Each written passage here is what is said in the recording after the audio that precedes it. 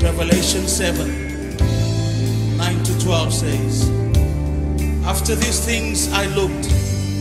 and behold, a great multitude, which no one could number, from all nations, tribes, peoples, and tongues, standing before the throne and before the Lamb, clothed with white robes, with palm branches in their hands, and crying out with a loud voice, saying, salvation belongs to our God, who sits on the throne and to the Lamb. All the angels stood around the throne, and the elders and the four living creatures. They fell on their faces before the throne and worshiped God, saying, Amen. Blessing and glory and wisdom, thanksgiving and honor, and power and might